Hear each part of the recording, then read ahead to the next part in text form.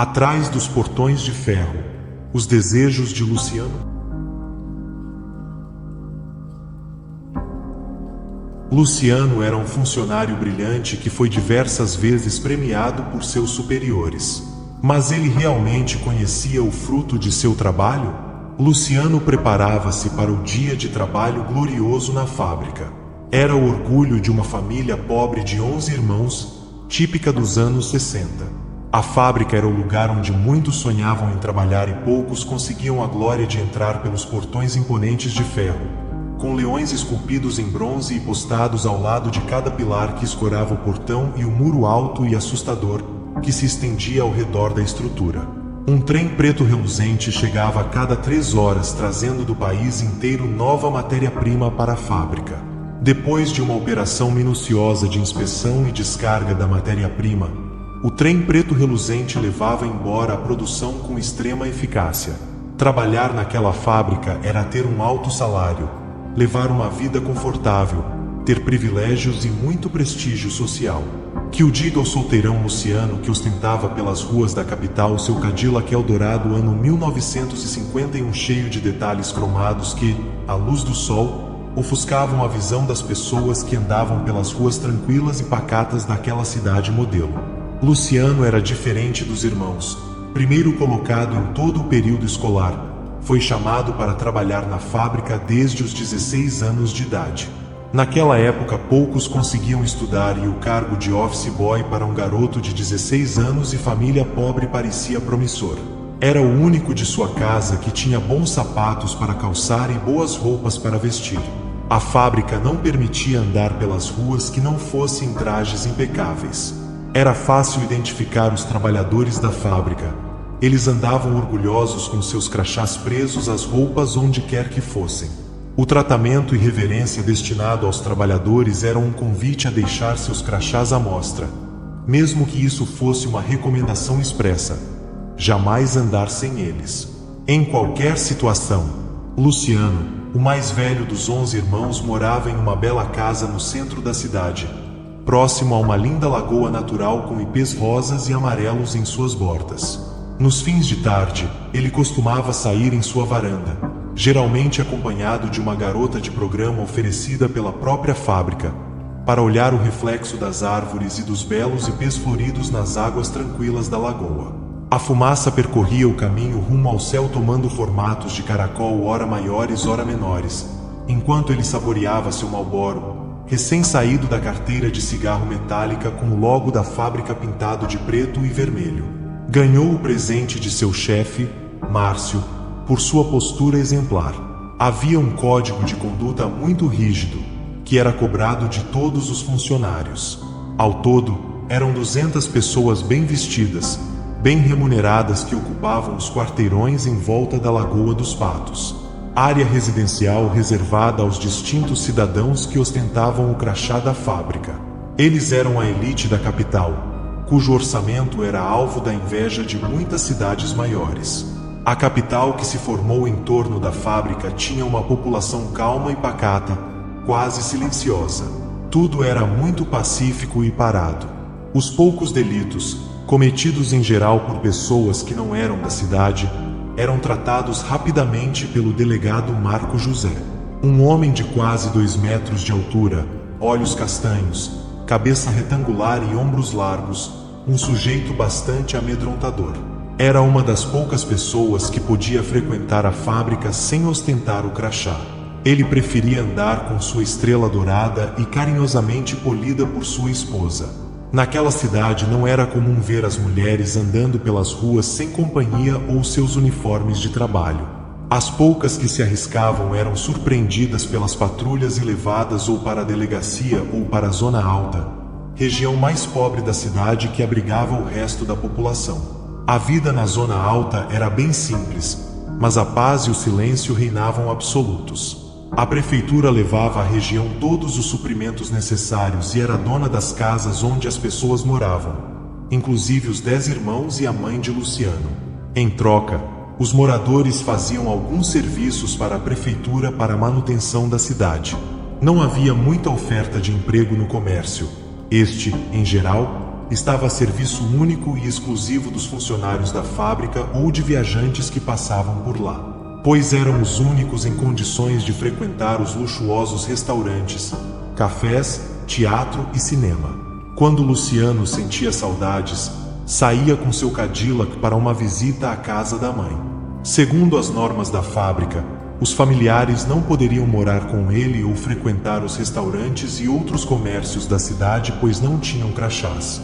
Mas isto não importava. Quando Luciano chegava à casa da mãe, era recebido pelos irmãos com demonstrações de carinho tímidas, mas sinceras. Luciano pensava que, às vezes, a vida na zona alta passava devagar. As pessoas eram pacatas, as ruas silenciosas, não havia agitação e, mesmo com a vida simples, as pessoas pareciam não ligar. Pareciam conformadas e felizes. A cidade, assim como a fábrica, possuía suas regras. O serviço era realizado com uniformes cedidos pela prefeitura e o transporte era gratuito para ir e voltar do trabalho. Tudo sustentado pelos impostos gerados pelo orgulho da região, que era a fábrica, conhecida em muitos lugares do país por sua marca estampada naquele trem preto reluzente, lindo, que apitava alto, quebrando o silêncio que, a cada dia, se espalhava pelo país. Parece que a paz reinaria finalmente onde antes havia tantos conflitos e mortes. Os ânimos da população mais pobre e revoltada se acalmavam, enquanto a fábrica funcionava a todo vapor. O progresso se espalha pelo país, dizia o anúncio da fábrica, postado na entrada, logo depois dos portões, junto com o busto de seu fundador, Manuel, um premiado cientista que chegou de Portugal disposto a instalar sua tecnologia inovadora em benefício da sociedade. Foi tão bem sucedido que conseguiu construir uma fábrica e ainda guardar muito dinheiro. Os manuscritos, tratados e desenhos de Edison eram relíquias acessíveis apenas aos mais altos escalões da fábrica. Aqueles funcionários com comprovada lealdade às normas e austeridade na observância de seus companheiros de trabalho. Tudo funcionava bem assim. Havia um grupo destacado de trabalhadores que, embora não fossem da diretoria, eram os mais bem pagos, pois sua contribuição e serviços prestados eram a razão de ser da fábrica. Este grupo morava em grandes e confortáveis casas, construídas no fundo da estrutura, ao lado de onde morava Edison. Todos deste grupo eram seus discípulos e confidentes. A família de Edison também morava na fábrica, numa bela casa branca com portas e janelas azuis, e um grande painel de azulejos portugueses que retratavam com perfeição a obra A Criação de Adão, de Michelangelo. Ao lado, uma pesada porta de 2 folhas que abriam juntas ao serem empurradas por maçanetas de ferro envernizado, trazidas do antigo laboratório em Portugal. A porta dava acesso a um imponente hall que guardava lembranças de Edison com a esposa, seu único e amado filho, e dos dias felizes em que ele não estava às voltas com seus algozes. Luciano, embora estivesse confortável com sua vida, sentia que estava cada dia mais solitário, longe da família e morando sozinho. Ele pensa ser hora de encontrar uma boa moça para se casar e ter seus próprios filhos.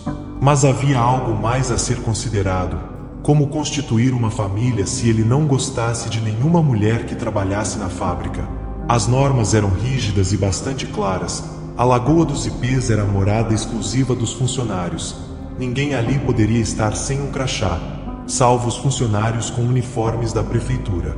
Numa manhã de domingo, Luciano está em sua casa com a camisa listrada de bege e azul escuro, que ganhou de presente de Márcio, mais uma vez por sua postura exemplar, e sente-se atraído por uma das mulheres que passam em frente à sua bela casa. Elas usam o uniforme da prefeitura. Entre todas, uma moça de cabelos escuros, compridos, baixinha, sorriso tímido e olhar pálido chama a atenção de Luciano. As garotas pareciam não ter muito ânimo. Apenas seguiam em frente sem trocar uma só palavra. Mas isso não importava. Luciano, entre uma tragada e outra de seu Hollywood, observa e armazena em sua mente privilegiada detalhes daquela mulher que havia balançado seu coração. Ele acompanha a marcha constante e sem perturbações das moças até que elas somem de sua vista. Rapidamente ele monta em seu Cadillac e sai disposto a descobrir mais sobre as meninas. Nunca havia sentido isso antes. Estava realmente interessado naquela mulher que sequer reparou em sua presença. Pensava em como iria abordar as garotas, mas, ao mesmo tempo, imaginava como seria se ela retribuísse o sentimento. Como faria para encontrá-la? Como poderia levá-la para casa? Estaria sendo observado? Ele continua o caminho aflito para encontrá-la. Dobra a esquina com aquele carro reluzente desde os primeiros raios de luz da manhã e vê as garotas seguindo em direção à escola. Ele acelera e o ronco do motor Cadillac de 8 cilindros suprime, por um instante, o canto repicado das saíras de 7 cores que descansam nos galhos aconchegantes dos ipês floridos. Parecia o cenário perfeito para um homem apaixonado e disposto a tudo, conquistar seu amor. Luciano não consegue emparelhar o carro com as moças antes que elas entrassem pelo portal da escola. Ele estaciona seu carro e pensa em desistir, mas havia algo, uma vontade maior que o puxava para dentro da escola, que o faz desligar o Cadillac, descer e seguir aquelas mulheres. Ainda sem saber ao certo se podia, ele sentiu que deveria e entrou pelo portal, acessando uma alameda de concreto cercada de árvores e grama bem cortada. Uma paisagem incrivelmente bem cuidada. Ele aperta o passo, mas não corre, não quer ser percebido. As moças seguem em frente e pegam um desvio na alameda para seguir a um depósito que fica na parte de trás da escola. Luciano continua seu caminho atrás das garotas e chega cada vez mais perto. Elas então adentram em um galpão grande com uma entrada pequena e sem janelas na frente. Em volta do galpão, um alambrado meio enferrujado denuncia que ali não havia tanto zelo quanto no caminho para a escola. Ele adianta ainda mais o passo e chega até a porta por onde entraram as mulheres. Quando olha para dentro do galpão, vê apenas um corredor mal iluminado que parece estar vazio. Nenhum barulho, sequer passos, podem ser ouvidos. Um arrepio sobe pelo seu corpo, pois era um cenário distante do que seus olhos se acostumaram a ver. O verde das matas, o cinza do asfalto, o amarelo das faixas de trânsito impecavelmente pintadas, o colorido dos ipês e o bronze lustrado dos adornos da entrada da fábrica. Um passo adiante e ele está dentro do corredor pouco iluminado por lâmpadas incandescentes e fracas que davam a ideia do que seria um caminho. Seus ouvidos não eram capazes de captar o cantar dos pássaros ou das folhas se debatendo com os ventos. O silêncio naquele corredor escuro era algo inimaginável naquela cidade tão perfeita que ele trabalhou tanto para transformar. Por um instante ele pensa em voltar. Aquela vontade forte que o amor lhe impunha, empurra seu corpo corredor adentro e ele cria coragem para seguir em frente a passos lentos e silenciosos. O silêncio é cada vez mais profundo. Luciano só escuta o som de sua respiração, agora ofegante pelo esforço dos passos apressados na tentativa de encontrar as garotas, e o leve tocar de seus sapatos teciadas preto reluzentes no chão de concreto. Luciano caminha mais alguns passos e não consegue encontrar nenhuma porta lateral. Ele segue adiante em direção a uma lâmpada mais forte que está a uns 10 metros dentro do corredor. Silenciosamente ele continua a caminhada e começa a sentir os efeitos claustrofóbicos daquele corredor escuro.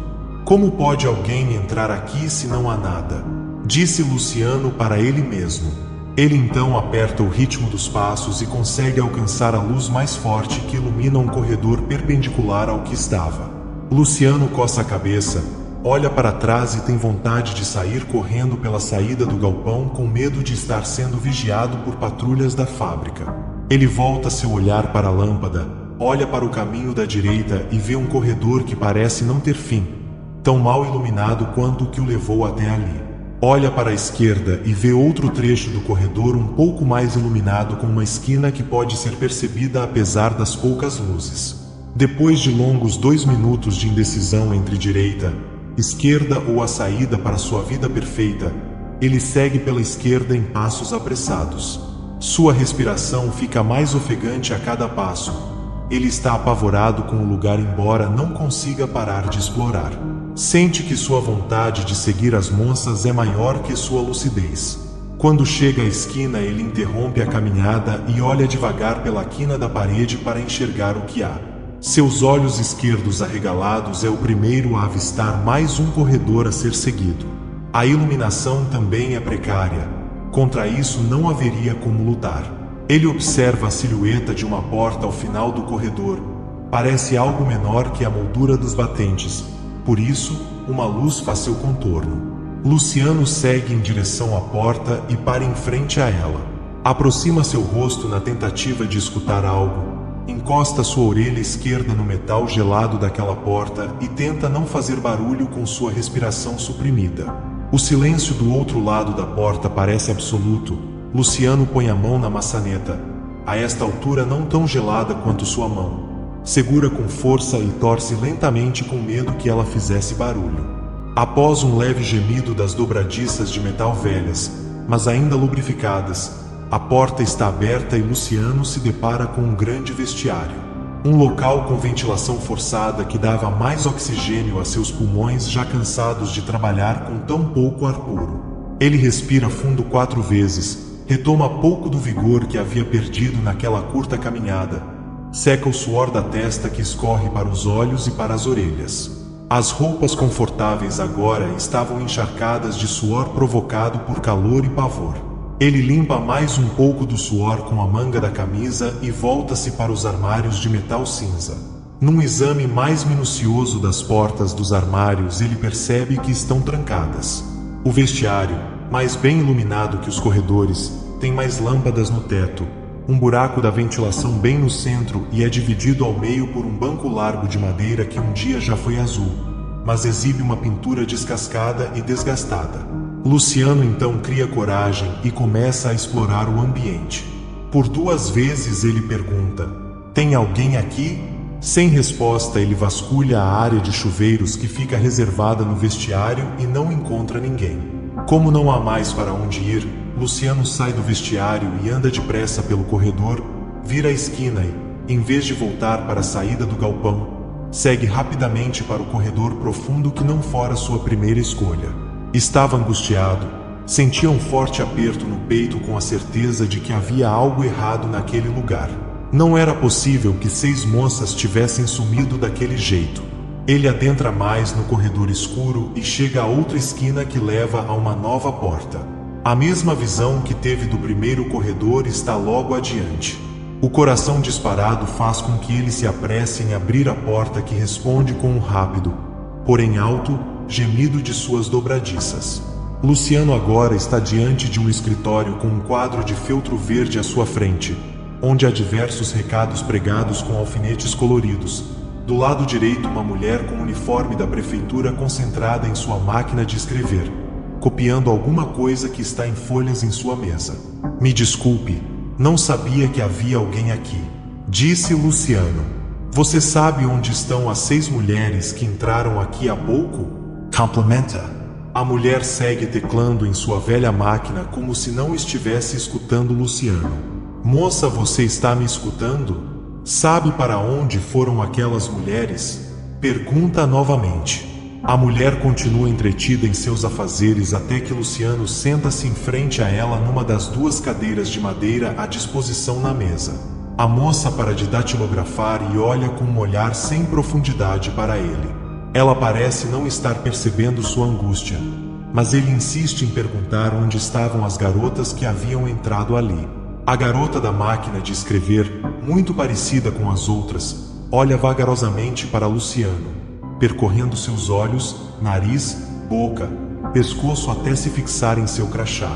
Ela aponta o dedo para o crachá e indica uma porta à direita. Luciano agradece e vira-se para a porta.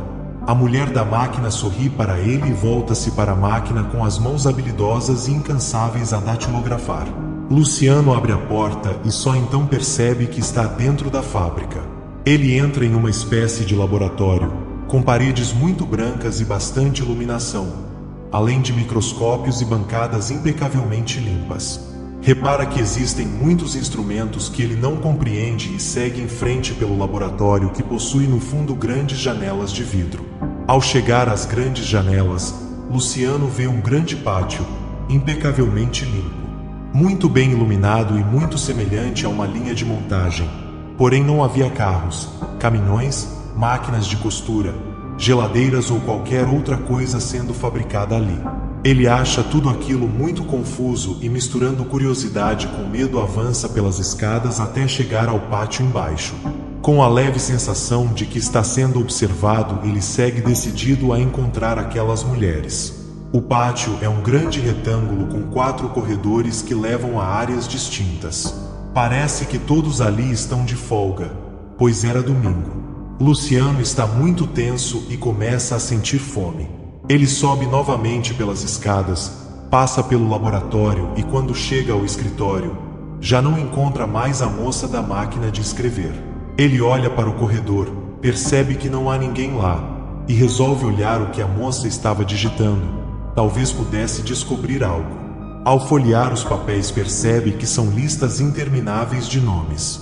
Muitos nomes, seguidos de sobrenomes, cidades de origem e, ao fim de cada folha, um carimbo com data e hora. Luciano não compreende o que está acontecendo. Com medo, ele corre pelo corredor e virar à esquerda para sair do galpão. Quando chega à porta, ele sai correndo em direção à alameda principal e vê de longe o delegado Marco José vistoriando seu carro. Se esconde atrás de alguns arbustos e fica observando enquanto o delegado retira seus pertences do Cadillac e manda um dos policiais dirigi-lo até a delegacia. Luciano sente um vazio dentro da barriga e sente vontade de desmaiar de tanto medo. Nunca poderia imaginar ter seu carro levado pelo delegado. Sabia que teria que dar boas explicações para aquele homem astuto e austero. Luciano não sabia mentir. Seria, provavelmente, o fim de tudo. O delegado não faz menção de ir embora e o tempo começa a jogar contra Luciano. Ele agora está escondido entre os arbustos, sujo, com medo e com muita fome. Durante horas o delegado fica em frente ao portal de entrada da escola, fumando charutos e conversando com 2 pessoas que Luciano não conseguiu reconhecer. Ele sente a barriga apertar de fome e sua enorme vontade de fumar começa a incomodá-lo. O suor verte de suas têmporas enquanto ele começa a sentir-se encurralado. Pensa 1000 maneiras de se desculpar por estar ali, mas parecia que nada seria convincente. Quando a noite chega, Luciano volta sorrateiramente para o galpão. Daria um jeito de se esconder por lá. Ele entra pela primeira porta, segue rapidamente para o laboratório e desce pelas escadas assustado.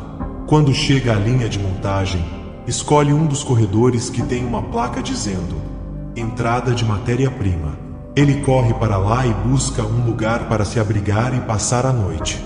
Sentia tanto medo de ser pego que acabou desistindo de procurar algo para comer. Deita-se sobre um banco azul, como os do vestiário, que ficava próximo à porta de entrada das matérias-primas. Recosta sua cabeça encharcada de suor sobre suas mãos sobrepostas e dá um longo suspiro. 1 minuto depois ele se levanta assustado. E as garotas? Onde elas foram para? Não as vi sair, diz Luciano em voz baixa. Ele olha para os lados, pois ainda está bastante assustado, e decide deitar. Agora, embaixo do banco, com medo de o delegado entrar no prédio e encontrá-lo. Cansado, Luciano pega no sono. No dia seguinte, acorda assustado com o apito do trem que parece cada vez mais próximo. Ele rapidamente se levanta e tenta encontrar uma brecha para olhar e ver o que está para acontecer. O apito mostra que o trem está chegando à fábrica e Luciano corre para longe da porta, buscando outro lugar para se esconder. Ele olha pela janela de vidro do laboratório e corre para lá, subindo as escadas com uma incrível velocidade. Ele acredita que o crachá pode salvá-lo nesta hora e decide arriscar ficar junto à garota da máquina de escrever. Ele passa pelo laboratório e encontra a mulher datilografando listas de nomes. Parecia que estava cadastrando a população do país inteiro, de tanto que datilografava, mas ela permanece sem reparar em Luciano, apenas concentrada no que faz. Ele ouve então a abertura da porta de entrada de matéria-prima, que fazia um barulho agudo, alto e irritante. Decide agir como se estivesse trabalhando, apesar de sua roupa encharcada de suor e sua fraqueza de fome e medo. Age como se estivesse supervisionando o trabalho lá do laboratório. Corre para a janela e observa a movimentação de um grande número de pessoas que tomam suas posições na linha de montagem da fábrica. Eram todas uniformizadas com um crachá, mas Luciano nunca as vira. Seriam de outra unidade? Era um uniforme sobreposto às roupas, como o avental de um médico. Cada equipe se reunia em torno de uma marcação no chão. As equipes eram formadas por 2 pessoas, uma segurava panos e uma bacia com água. A outra segurava uma espécie de martelo e um pino fino e comprido com uma cabeça achatada, além de uma cinta de couro na cabeça com uma lâmpada acoplada a um disco de metal. Ainda confuso, Luciano tentava identificar o que poderia estar acontecendo, quando um monte de maçãs começa a entrar na fábrica. Cada maca transportava uma pessoa desacordada que era posicionada entre as 2 pessoas, respeitando cada marcação no chão. Era tudo muito simultâneo e bem coordenado. Luciano estava assustado e admirado ao mesmo tempo. Ele, finalmente, veria o fruto do seu trabalho. Após o posicionamento preciso das maçãs, o médico colocava o pino acima do olho direito e angulava com precisão, para 5 batidas sempre iguais do martelo. Então uma leve girada no sentido horário e o pino era retirado. A segunda pessoa da equipe rapidamente colocava um pano sobre o ferimento para estancar o sangue, lavava as mãos, enquanto o maqueiro retirava a pessoa para que outra maca fosse trazida, a equipe posicionava-se para a nova intervenção. Luciano observa incrédulo o que a fábrica produzia. Ele percebeu que a fábrica estava transformando o dia a dia das cidades, produzindo a mudança de comportamento das pessoas. Por isso ele jamais poderia ter encontrado o caminho para a linha de produção. As regras eram claras. O segredo industrial guardado às 7 chaves. Enquanto um filme passa pela sua cabeça, o procedimento frenético não leva mais que 5 minutos para cada paciente, entre entrada e saída de maca. As pessoas eram levadas de volta ao trem para voltarem às suas cidades de origem. Apavorado, Luciano abre a porta e passa pelo escritório, dando de cara com Marco José e Márcio. Ele se assusta, chega a ficar paralisado como se o sangue sumisse de seu corpo e quase desmaia. Márcio põe as mãos sobre seus ombros e o leva de volta à vitrine da fábrica. Este é o progresso Luciano. Vamos construir um mundo onde os desordeiros não têm vez. Não gosta do silêncio das noites e da cantoria dos pássaros das manhãs? Tudo é fruto do que fazemos na fábrica. Você fez um grande trabalho, disse Márcio. Luciano sente a secura na boca e o suor escorrer por todo o seu corpo. Ele sente o desfalecimento como se sua alma estivesse para sair de lá. Lembra das garotas de programa, do seu Cadillac, da sua bela casa e pensa em sua família. Enquanto um filme passa por sua mente mais uma vez, ele vê na linha de produção da fábrica aquela garota por quem se apaixonou no dia anterior. Ela estava ainda naquele uniforme, cuidando do sangue que caiu, limpando o chão da fábrica para a próxima leva de matéria-prima.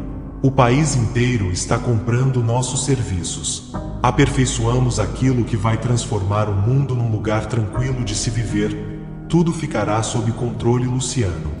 Márcio complementa orgulhoso. Sabe, Luciano, lobotomia é o remédio adequado para quem não segue as regras, para os curiosos e para quem não tem o crachá.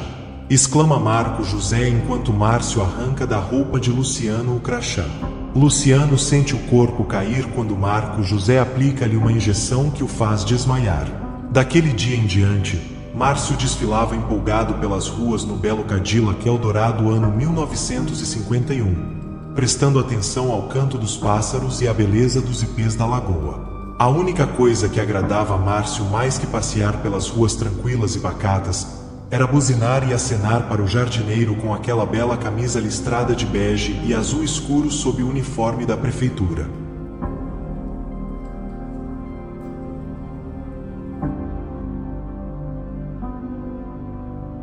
Bem-vindo ao Lendas do Desconhecido.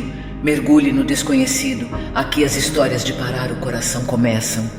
É um canal dedicado a contos arrepiantes de suspense e terror, inspirados nos recantos mais escuros da imaginação. Inscreva-se agora para sua dose semanal de narrativas que induzem ao medo. Testemunhas do terror ousam-se a se juntarem às fileiras dos destemidos? Nos corredores sombrios deste canal encontram-se segredos insondáveis e mistérios sinistros esperando para serem revelados. Cada inscrição fortalece nosso círculo contra as trevas que se agitam nas sombras. Deixe o seu like ecoar como um grito na noite, desafiando o próprio desconhecido. Arrisquem-se a mergulhar nas profundezas do medo e se unam a nós nesta jornada tenebrosa. Subscrevam agora e enfrentem o terror.